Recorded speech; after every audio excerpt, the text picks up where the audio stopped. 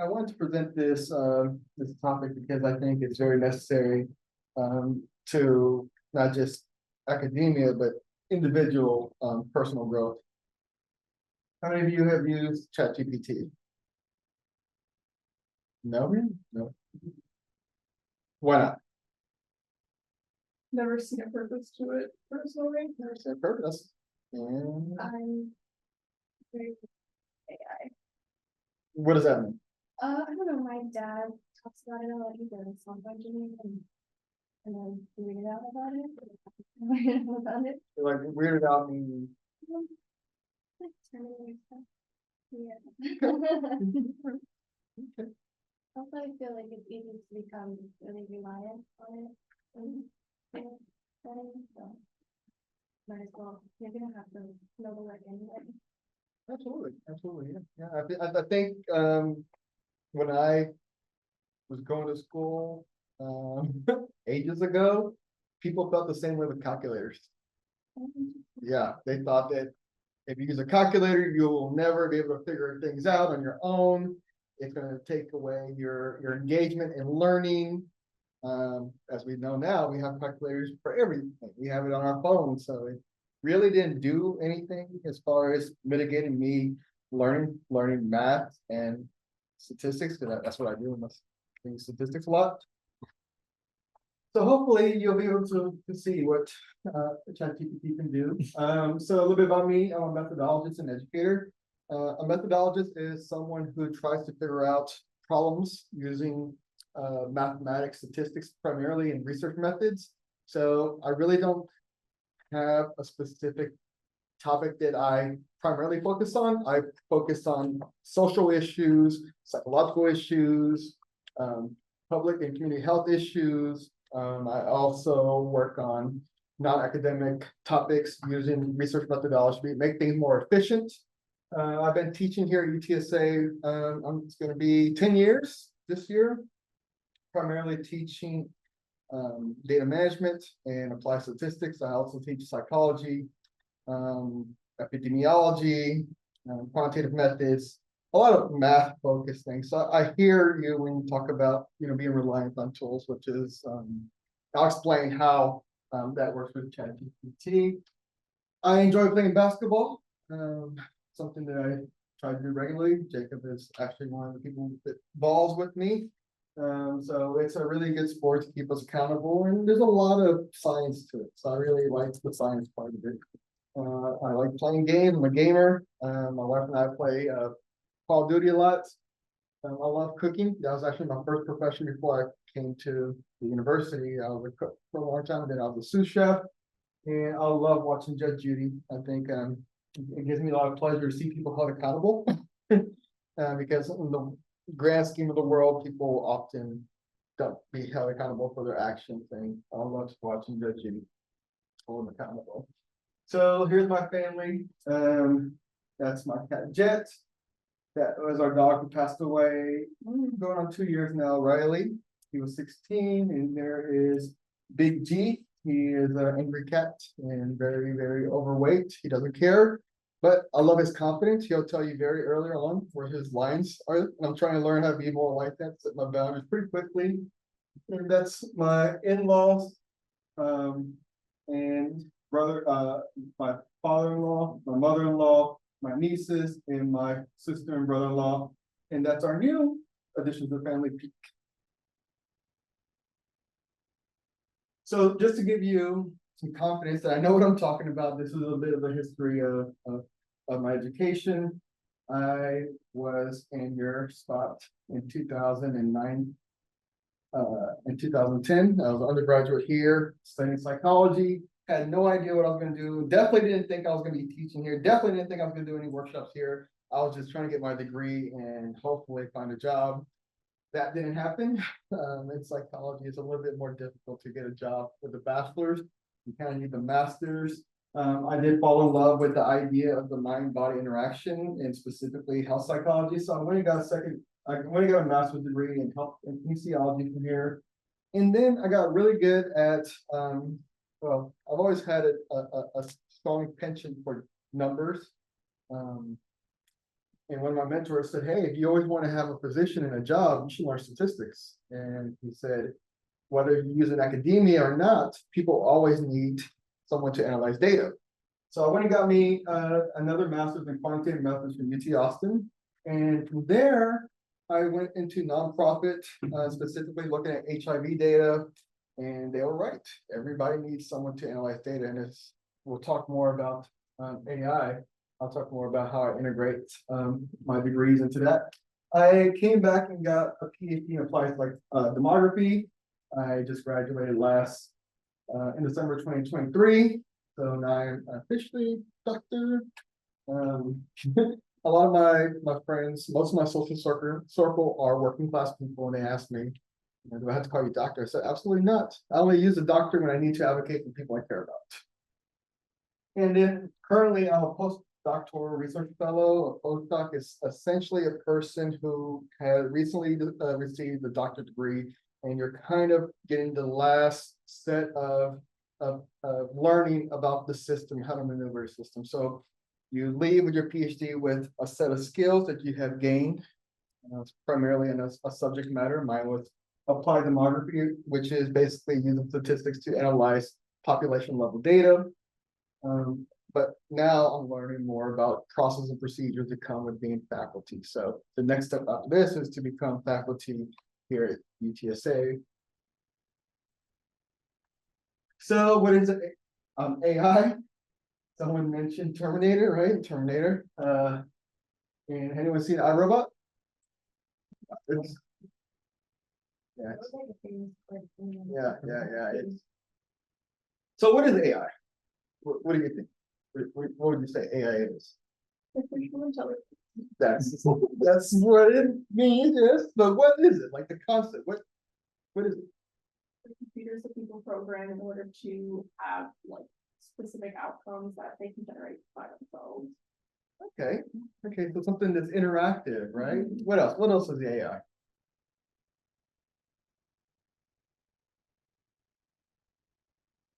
So that's usually what everybody thinks about, is something that's interactive, right? So Terminator, basically this was AI gone bad, okay? And from Terminator 1 to Terminator 2, we see that AI becomes first the villain and then the hero. And in iRobot, we have AI that's learning. I like this idea of Terminator 2 because there is a relationship that is being built between the machine and the humans, right? In this specific scene, he's learning how to give a high five. So I think that's a powerful clip. I was trying to figure out what to put up there, and I thought this was very interesting because it talks about training, right? You're training the AI. This specific clip was this robot who became aware of itself, right? So that's always the big idea between AI and humans is the awareness. Does technology have the ability to become aware? That's kind of what they say is the biggest argument between humans and animals, is that we have an awareness to ourselves. And we're starting to see that AI is becoming somewhat aware. All right. So there's many branches of AI, and here's a couple of branches that I'll mention, but there are way more than that. And I had no idea until I started to get more involved in AI that there was just different aspects. So machine learning. So this is when we use data and we call it training, but it's basically learning patterns that we give it. Okay. Then we have natural language processing. And this is where we're training the technology to comprehend and interpret. It's learning your language. It's learning what, if I say, I had a difficult day today, and you say you have a difficult day today, what you deem to be difficult is different than what I deem to be difficult, right? To me, a difficult day is, this actually happened, I had a flat tire. I got a flat tire, and I had this presentation today, so that made it different. For you, it may be that you left your credit card and you're hungry, so you can't do that. So everybody has a different way of conceptualizing ideas.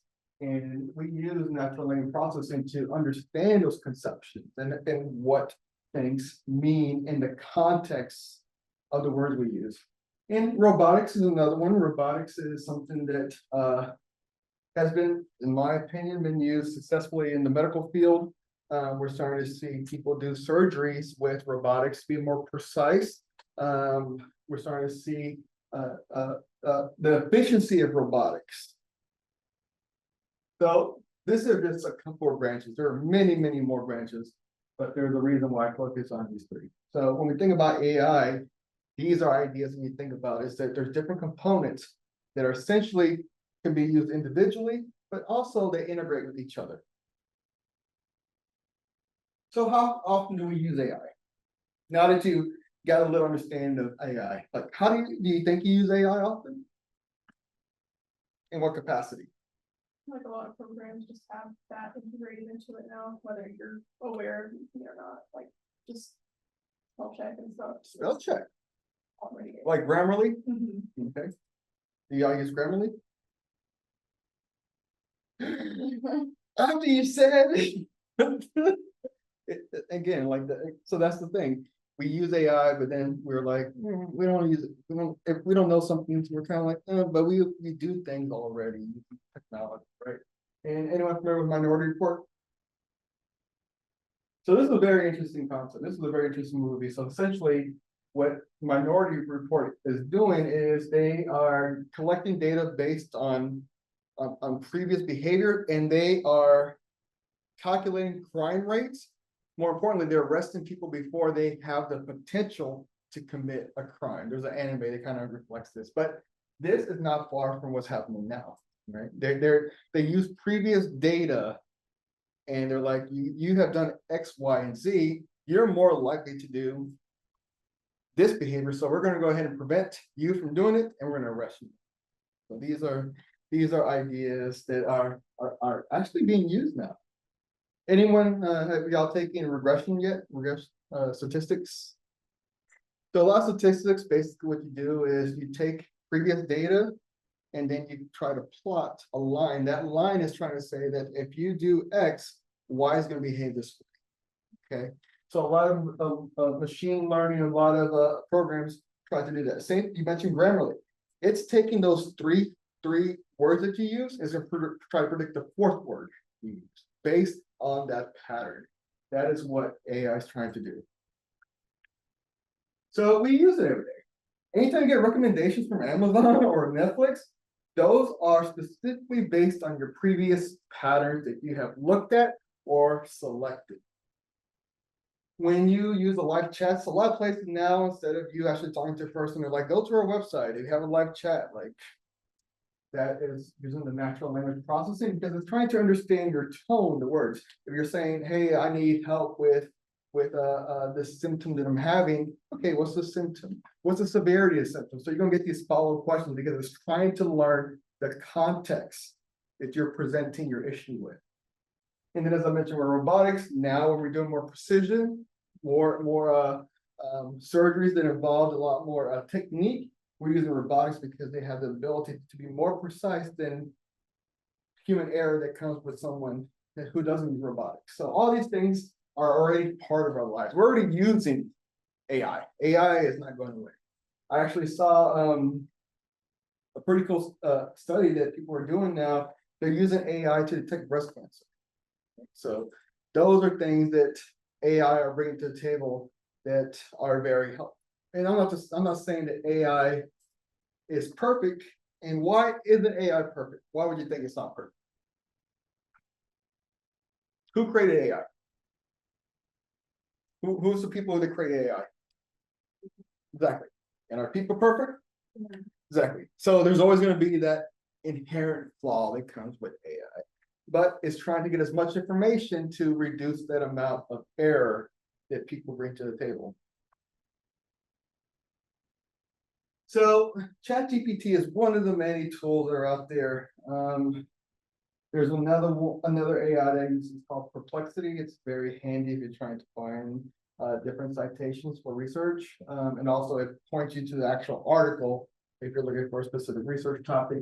But ChatGPT is the one tool that I've been using for probably a little over a year. And it's just been phenomenal. So ChatGPT uses the machine learning because remember it's gathering previous data, and it's also using that natural language processing because it's trying to understand the context of my information.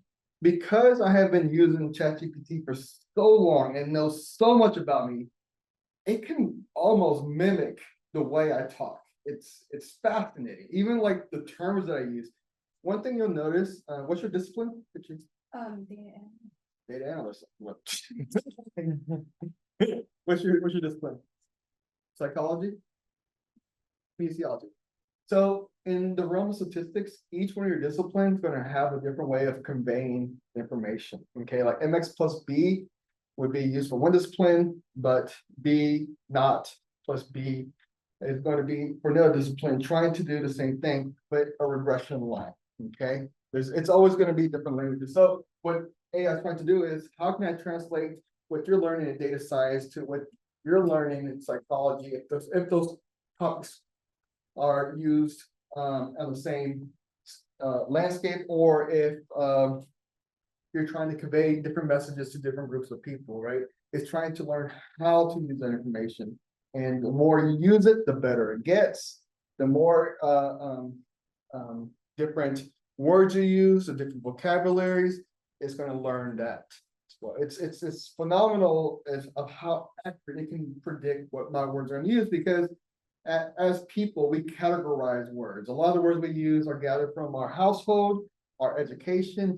And when you think about disciplines, there's going to be specific terms that your discipline is going to always use versus what psychology is going to use versus any other discipline.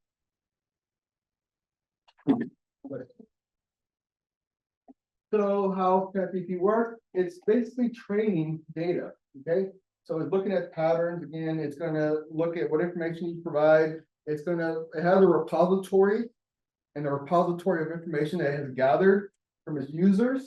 And then it's going to fine tune the information. So it's going to start to narrow down and filter out what we like to call noise. Noise is basically information that's not really useful and can kind of pollute the actual concept. And then it's going to create prompts that produce pretty contextual information to you. And we're going to talk about what that looks like. So there's a whole process, and this is not a new idea. You said psychology, right? Have you taken psych of learning? Not psych of learning. Okay, so in psych of learning, there's this idea, the Turing machine. The Turing machine was probably the first, in my opinion, AI generated idea. And what they're trying to do is feed it information and have it respond back to you, right? We also see like AI used when what we call Big Blue was like a chess machine that was trying to be able to be a chess master. So these ideas are not new concepts. They're very psychologically driven, in fact. So psychologists have always been trying to figure out how do people learn, okay? And there's a lot of theories, right? Like social cognitive theory, where people mimic behavior. But more importantly, what motivates people to learn? And how do people learn? And what do you need to get a person to be able to learn more than others when there's situations? So AI is trying to remove all that noise and basically say, listen, we have this information, and based on this information, we can predict X, Y, and Z. But we're going to realize that that's not always the case, because people are complex, right? You may learn one way today, and if you experience something traumatic tomorrow, guess what? That learning, that bandwidth that you have is going to be limited, right? Because you have other things on your mind. Right? And that's one thing that I think technology will never be able to do. So the key features of ChatGPT is to be able to understand human-like text. So I'm particularly interested in qualitative research. Can you explain in more detail? So that's my prompt for user. ChatGPT, sure. So the first thing I said is, I understand what you're trying to say. And then gives me the definition. Okay, and then I say, that's really interesting. How does qualitative research compare to experimental research? Great question. It acknowledged me, right? And then it went and it maintained the context. So it didn't have to switch. Like when we do Google, like we have to go across different searches to make sure it stays in line with what we're looking for. ChatGPT is basically trying to keep the context of the question that you first started with. And then I say, I'm leaning towards qualitative methods for my thesis on adolescent coping strategies. Any tips on how to approach this? It gives me the information. It says, that's not a great idea. You might consider blah, blah, blah. And then I say, thanks. That's exactly what I was thinking. I might need help formulating my interview questions because it made a recommendation. And unless you come from a family of people who have the same idea or discipline that you're in, like if your parent, like for psychology or your parent's psychologist. My sibling is. Okay. So you have a little bit of access to information, right? But you weren't grown into that information, right? When you grow into that information, you already have like the social cues, and you also have the vocabulary of a psychologist because these people are in the field. So sometimes, at least in my experience, like I'm first generation college student. When someone gives me advice or give me recommendations, I'm more confused now than I was before, because now you're asking me to do something else in addition to the first topic where I was trying to ask help for. So ChatGPT will give you recommendations, and then you can ask it, well, clarify what you want me to do. And it tells me, I'll be happy to help you there. Just, it'll wait for me. It'll wait for me till 3 days later, and they'll tell me exactly what the thematic analysis is. And it'll give me a structure and a template of how it should look like. So for me, as a person that loves numbers, the only reason I was ever good at math is because I was able to work backwards. Like if you give me a solution to a problem, I can tell you how to get there. It was always difficult for me to start from beginning to the end because I didn't have any resources or people to go to. I didn't have many people invest in me. There wasn't a place like this to go to get any help. So what I would do is show me the solution, and then I'll work my way backwards. And that's the way I use ChatGPT primarily, is show me what it's supposed to look like, and I can figure out how to get there. So why use ChatGPT versus the search engine? It has a conversation ability. So if you're a person who learns through conversation, I'm kind of that kind of person, because I'll ask a question and then I'll have follow-up questions. Like that's just the way I learn. So you can have a conversation. It cannot generate new knowledge. Why do you think it can't generate new knowledge? They can only take what the information. Exactly. It only thinks whatever it's trained on. Exactly. So Google is not designed for dialogue. It just spits out a bunch of information. And then you have to filter and filter and filter and filter, and then refine and filter and filter. Information retrieval is good for answering based on trained data, as you said. Google has a lot more information. Now, when Google and other search engines became more readily available for students, I was actually working at a company that investigated how students learn from K to 12. And one thing that they said is, if you give students access to Google, they're not going to learn. So there are schools that we work with who did not allow any internet. They said, you have to learn by the book, you have to remember what's in the book, and anything else is going to make you reliant and you won't learn. So the same idea that you're talking about right now is not new. People have always been scared of these different concepts. So they weren't allowed to use Google because they're like, it's not going to help them. They're not going to remember stuff. And this was back in the days when people thought learning, the only way you can learn is by remembering. As we know now, it takes more than that, right? We need to attach different concepts, and then we use critical thinking. But what's the problem with having a lot of information?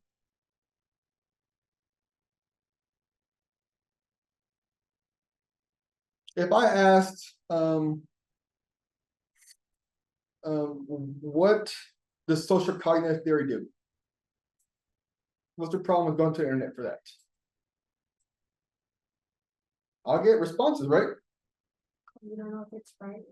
Exactly. I'll get a lot of responses. So actually, a part of my job at this company was to teach people how to search information, because not all information. For a long time, before people got very interested in how to integrate Google or the search engines into learning, people relied on Wikipedia for a long time. And now, as we all know, you shouldn't use that. But that was a source of information for a while. So the problem is that you have over reliance on keywords. So if you don't know how to search, then you're not going to find what you need to find, right? Accuracy and reliability. So it can, ChatGPT can make some plausible explanations. Like the explanations are pretty good, but it's prone to inaccuracy. Why is it prone to inaccuracy? Because who built it? Exactly. So the good thing about Google is that it links to credible sources, right? Like Google Scholar, right? You can actually go to academic scholars. But some of that information can be outdated because no one's going in there and fine tuning. Okay, no one, and a lot of information goes unchecked. So in psychology, one of the most interesting things that I ever come across is that when they did like a systematic review, basically analyzing all these studies, actually taking the data and rerunning analysis themselves, they found that a majority of the studies had inflated their significance. Okay. And when you see in data science, when you start getting to more mathematical models, you're going to see that it's very easy to do that.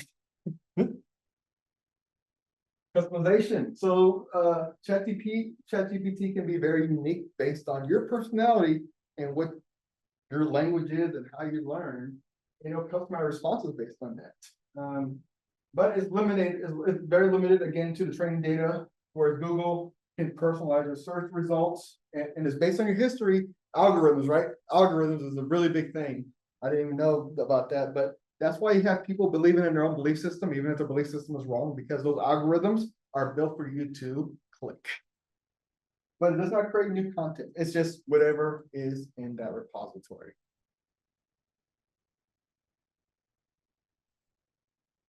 So ChatGPT is available through the website. So if you want to get it, go to this website and you'll basically create an account and you'll have access to ChatGPT.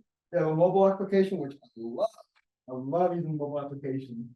And then they also have a third-party integration. Do you use RStudio in data science? You can build in ChatGPT into your RStudio, and that way you can just say, hey, listen, I want to run this linear regression. Provide me the code for that. And this is actually what it looks like. So you start your message here, and it'll give you some prompts to start with. And if you have no idea what to ask, let it tell you what to ask, and it will. So set up your account, you gotta sign in. They have a subscription plan. So it's free, but there's a subscription plan, and that subscription plan actually has some really cool benefits. So with the subscription plan, there's a memory component. So you can look up how to run a linear regression using body weight, height, or BMI, and physical activity on educational achievement. And you can run this analysis last month, and it'll remember that analysis when you ask it to do it again. And then you can say, I want to add a gender affecting there. So it'll collect that data and bring it to the forefront. So, and also there's some new features with ChatGPT that just come out. So ChatGPT has traditionally been a Q&A type response. Now they added a new feature where it provides a logic. It'll show you first the answer, and then it'll show you how it got to that answer.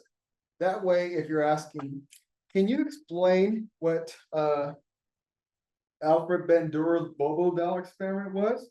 And it can say, oh, it's an experiment to show how aggression can be taught. That's a good answer. That's essentially what it was. But it'll tell you, I looked up Bandura. Primarily, these studies focused on the child hitting the Bobo doll. The Bobo doll was an example of human cognition and behavior being integrated in an aggressive way. And you can say, listen, I don't want to know about that because I already know about that. You can actually go back there and say, I want to focus on the research of the people who were not aggressive. And it'll give you a whole completely new response based on changing that idea. So you can actually recreate the idea and make it more pinpoint. Or you can say, I want to focus on what age group were more susceptible to hit the Bobo doll. And it'll create a whole new response based on that idea.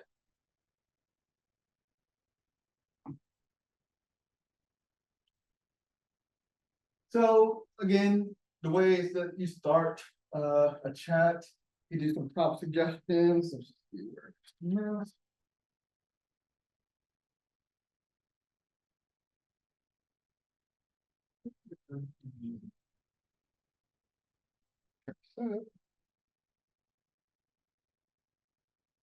So yeah, so you'll get this little area right here. This is where you put your text. You put something. What's the weather in San Antonio? Search, search.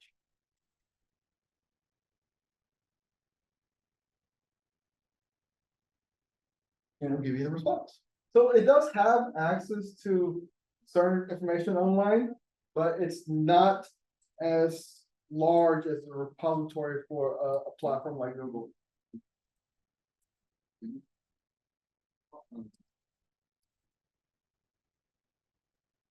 So do y'all know what standard deviation is? What is it? Ooh, what is it? Deviation of what is normal. You're on the right track. Yeah, you kind of on track.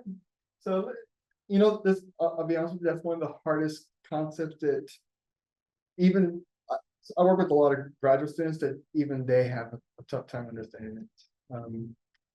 But if you don't know, you gotta do that. And you can tell, when it gives you an example, you can tell what kind of example you want. So if you want to learn kinesiology, psychology, data science, it will break. It's a statistical measure to say how varied your data is from the average.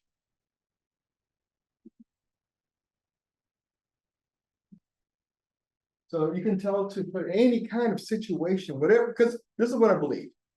I believe that people learn best when they understand the context of the question. Okay. So I do a lot of work with veterans, a lot of veterans who come back from deployment, who are coming back to school after being in the service. And primarily I work with them on statistics and research methods. My first question is, what was your job in the military? And the reason why is because that's what they lived and breathed for so long. And when I ask them and I use their military background or their job in the military with these concepts, they get it because they can picture it in their head. It's hard to picture in your head the different examples they gave you in a textbook because they're not even relevant sometimes. But you can use ChatGPT to give you an example using any context you want. Do y'all work? Wait. Here. Okay. And you here? Yeah, okay. Like, is there a specific job that you do? Graduate assistant. So you can actually talk about explaining standard deviation for graduate assistants, and it will say, oh, the average graduate assistant recruitment is 10, and the standard deviation, one standard deviation is 1. So it'll tell you that the upward and lower bound, or the 68% of people recruited is 9 and 11, right? So it can do that for you, and then you can understand it rather than 16 books were used for this classroom, but a standard deviation of 2. You know, it just you spend too much time and cognitive bandwidth trying to understand the context instead of the actual problem. And ChatGPT can remove that for you.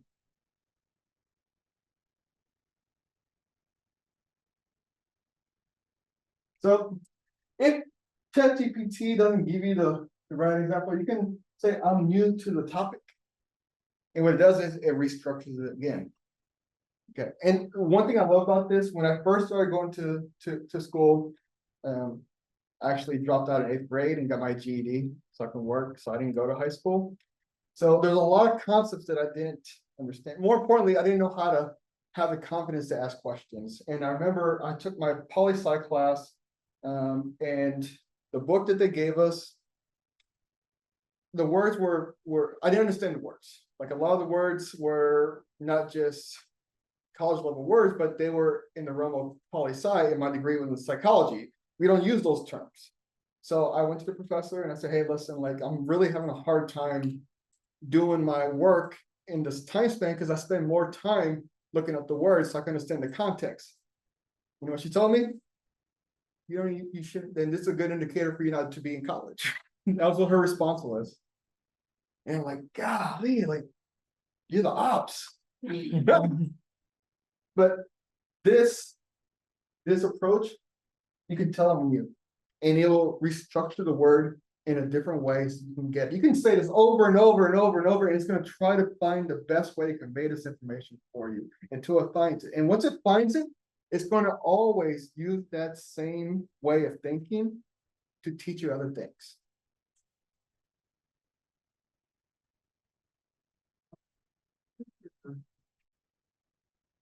So there's a way to adjust settings on this. Like I said, it was really smart the way they built ChatGPT, because it's not just, hey, you use this like the internet and you type and hopefully you hit the mark, or you get trained at some workshop. They tell you how to use like the Boolean or all these different search methods to find the answer.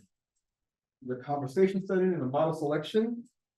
So what I mean by that, you can actually talk about what your job is. And once you know what your job is, it's going to start to create the language based on your job ability, your job description. And of course, it's not going to always be right. It's going to guess what your level of understanding based on your job, but it has an idea. Okay, so if you use this and instead of postdoc fellow, you say I'm an undergraduate student, I'm a freshman undergraduate student, it's going to alter the way the information comes at you. Okay, how would you like it to respond? I want it to be professional, scholarly. You can actually tell it to use the words that are most familiar to you. So that's, I think, has been the biggest advantage over using like a search engine, is that it's going to try to meet you where you are. That's actually a learning theory in psychology, is scaffolding, meaning that we don't talk down to you because we know it all and you should learn this. It means that I understand that you have this way of thinking. I'm going to try to meet you there. Okay, which I think the best professors do that. My best professors that I ever had were the ones who made me feel confident and made me feel safe to ask questions. Okay, I've had professors who looked at me like, I'm not even sure why you're in this class. Like, you shouldn't be asking those basic questions, but guess what? I'm asking them because I want to learn. And that's your job to teach me. So it does a really good job of trying to bridge that gap.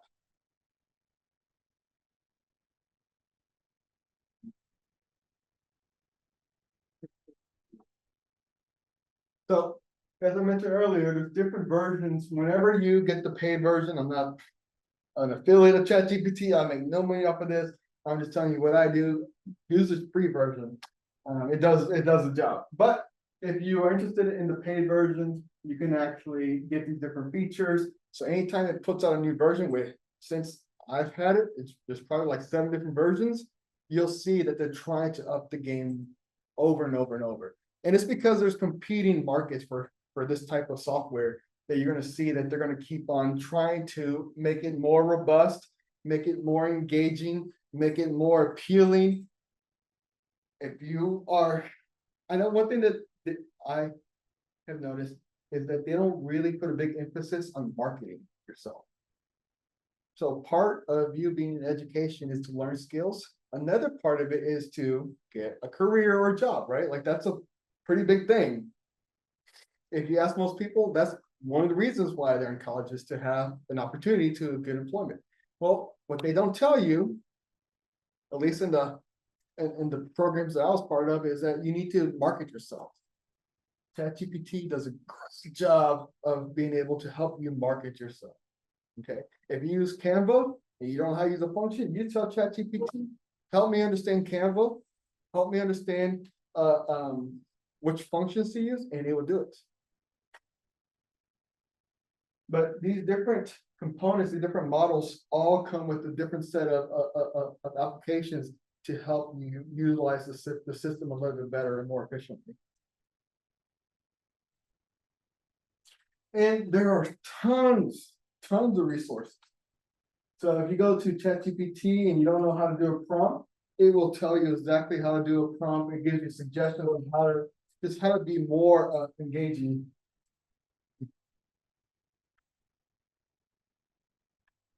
So, quick disclaimer. The views, insights, and recommendations concerning the use of AI technologies, including ChatGPT, presented in the workshop, are solely those of mine and are intended for educational purposes. They do not represent the official policies and positions of any institution or entity association with this event. This presentation aims to encourage discussion, exploration of AI potential in education setting, while recognizing the importance of critical and ethical consideration in its deployment. In other words, don't go back to your professor and say, listen, I should be using this, and that's it. Like, that's not what I'm saying at all. And every professor has a different way of what they want to do with ChatGPT or any IS. Okay. Me and my course, I am completely fine with the utilization of ChatGPT as a tool. Okay. But I can't speak for everybody. So ChatGPT in the classroom, it is not a content creator. That's the big thing. So fear you're talking about replacing, it can't do it. It'll try, but it can't do it. You are the content creator. You're the person with the ideas. And I don't think we'll ever get to the point where it can replace someone's ability to create ideas. Just because I don't know how y'all think. I think in images. Okay, like the way I look at life, I look at things in images. When I was a cook, I can actually like taste the food before I cooked it. Like that's like it's very interesting. When I dream, they're very vivid, you know. So a lot of the concepts that I have, good luck ChatGPT trying to replicate the anxiety that comes with my thinking because my anxiety is like series of ideas, and I don't think any computer can do that. It's just a tool, and it can enhance or explain content. Like this is how I think should be used, right? And it's a tool that relies on the ability of the user.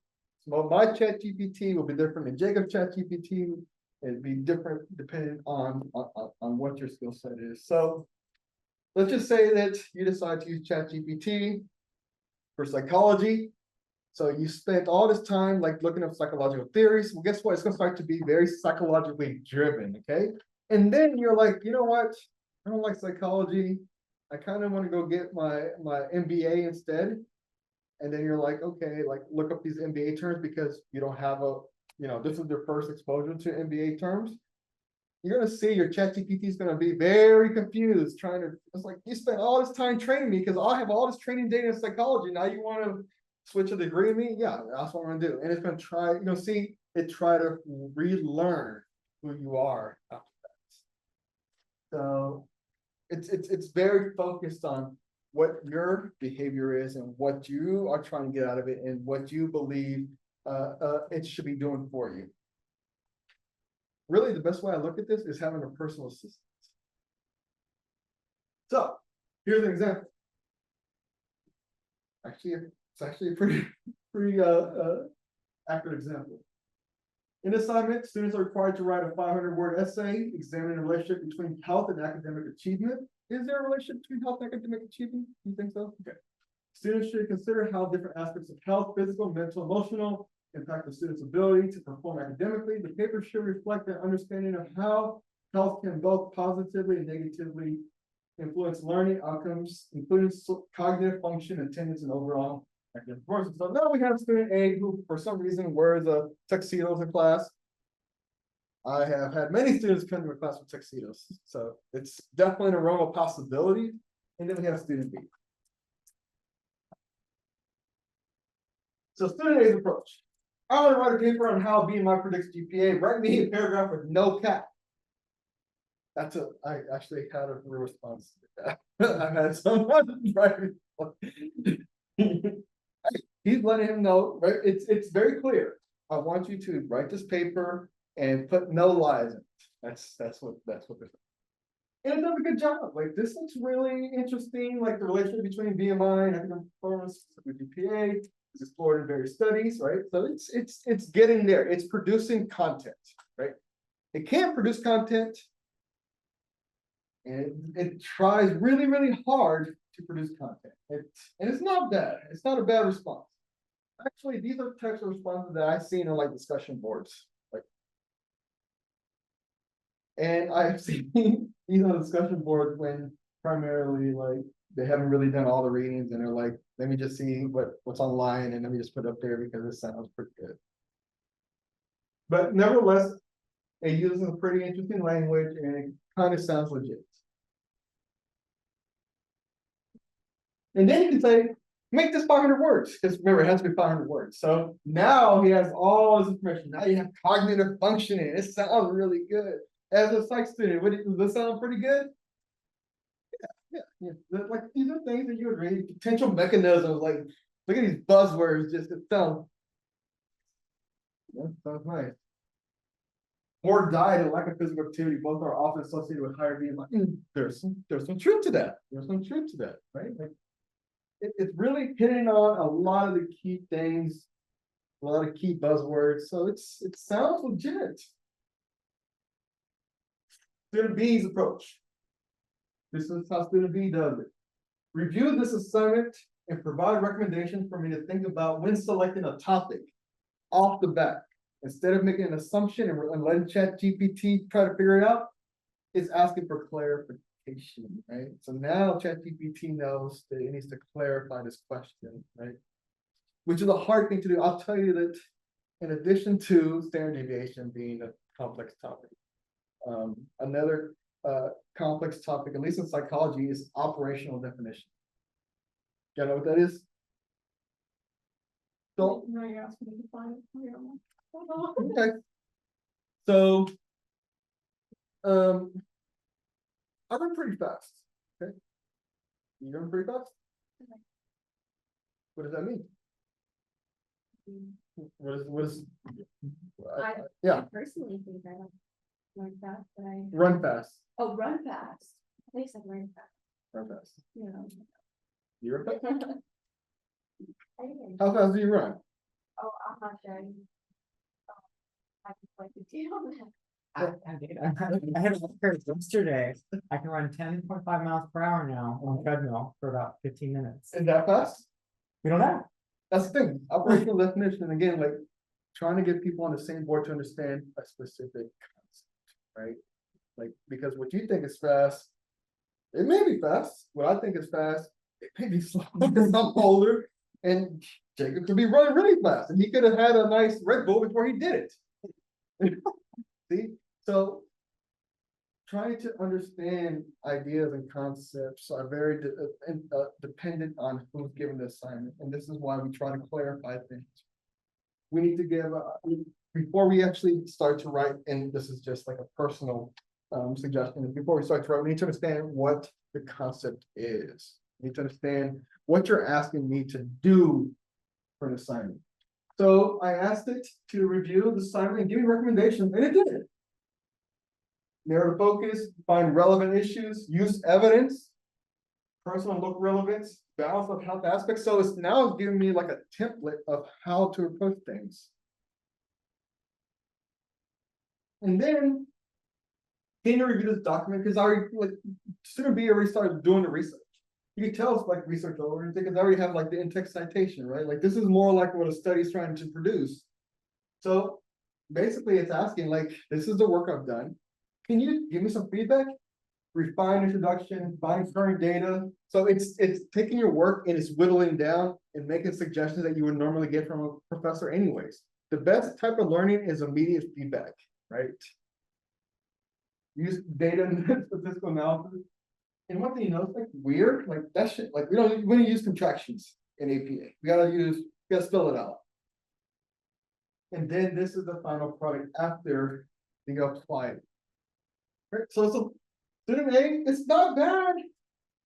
But student B, you can tell there's a little bit more thought into it. There's a little bit more up in there, right? That's what I'm saying. It'll never replace your work. It can't. It has another ability.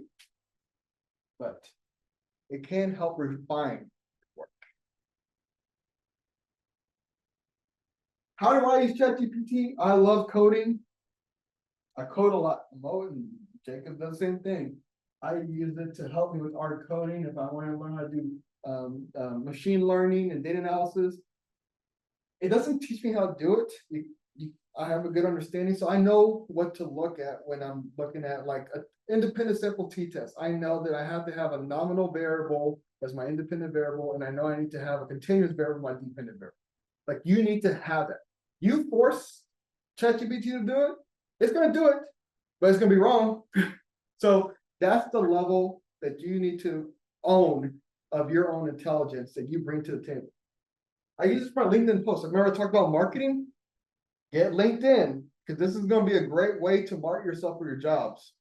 And I give it my recent, well, actually, he knows me really well because the memory component, create a nice LinkedIn post for me. You spending time to do this it's going to take time. It's going to use bandwidth you can use for something else. Be efficient with your time. My workout. I had to create my workout for me based on what I have, my tools. How I recommend it? Understand unfamiliar concepts. As a first generation student, there's a lot of things that I don't know. There's a lot of terminology that I never had used in my household. So when I came to school, and still even my discipline, there's a lot of words I still look up. And I use it to help me understand the concepts, because if you understand the concepts, you understand the assignment. If you understand the assignment, you're gonna do well. Marketing, help it create your resume. For those of you who don't have a resume, ask it to refine it, or give you some suggestions on where you should work on, and it will. And if you tell it a specific job, it'll compare the specific job's requirement and what you have to offer. Personal well-being. If you only have an onion, 3 tomatoes, a potato, and a dozen eggs, it'll give you a list of recipes to create your items and your foods so you can meal prep. How to protect your data. So data is a really big thing. Would not recommend just giving ChatGPT all your stuff. Secure connections, use a VPN. There's a way to limit your browsing, avoid sensitive information. If you're going to use data, take any PII out, anything that will identify. Never give it Social Security or anything like that. Keep your software updated. Limit data sharing. You can also opt out of training. Every time you use ChatGPT, you are saying, use my data to train. You can tell it, do not use my data to train. I'm going to keep this data only for myself and do not share with anyone else. So there's a function for that. And then I'm here to always read your policies. In academia, read your policies, right? That way you know how the game is being played. So what does UTSA say about AI?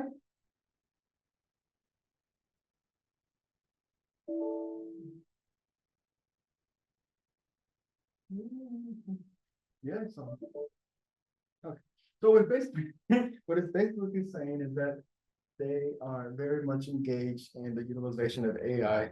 Okay, that it should be integrated, and it does have a part to play in academia. Okay. The thing about it is that with anything, we need to know how to use it correctly, ethically, and in a way that's going to be useful. So the fears that you may have, that I think most people have, honestly, is the idea of it replacing people and doing malfeasance. And I could say that as far as my knowledge goes, it doesn't have that ability. So, any questions? So it seems like a lot of the purpose is that it's supposed to be somewhat of a search engine for you, but like a more personalized one, as you said, conversationally. How do you know that the information that it is giving you back is accurate, cited by? Because usually when I'm looking up terms and stuff, I want to know that it's from something that I can trust. Absolutely. What do you think the answer is to that? I don't know. I feel like it might just give us information from Google, which there's a bunch of them. Okay, so let's just say that you look up a topic and it gives you information. How would you fact check that?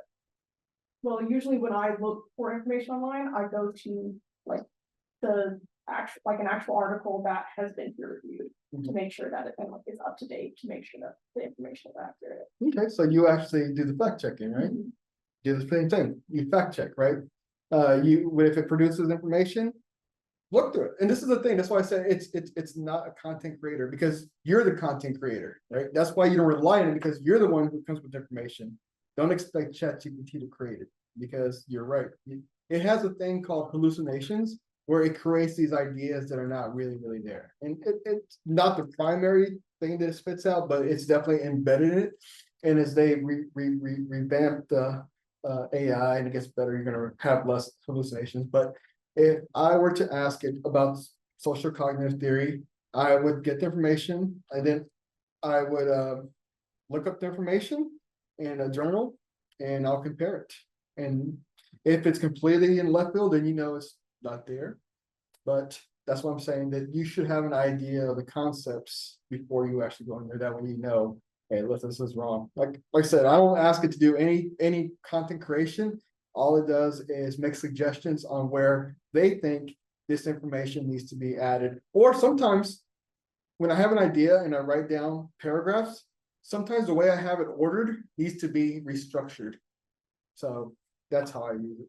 So I agree that it's good for like, how should I fix things, you know, of your own, but like I said, if you have to go and compare the information it gives you to something else that you already looked up, then why give it the information in the first place, so you could just look up the information. Absolutely, yeah, I'm all about parsimony. If you are confident that information is good, then you don't need any more than that, right? Again, like just use it when you need it. Otherwise, then you're doing a great job.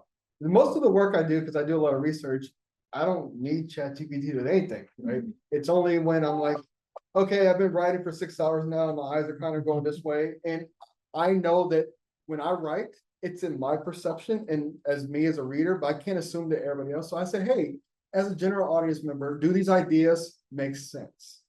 And you'll go through and say, well, this could probably be reworded, or you may include information to focus on this population that you didn't address. And then I go find it, do the work, and then I include it, and then I'm done. So that's the way I use it. Again, just to give that little, enhance is the word I like to use, but never for content creation. Any other questions? Definitely data science, I'm telling you.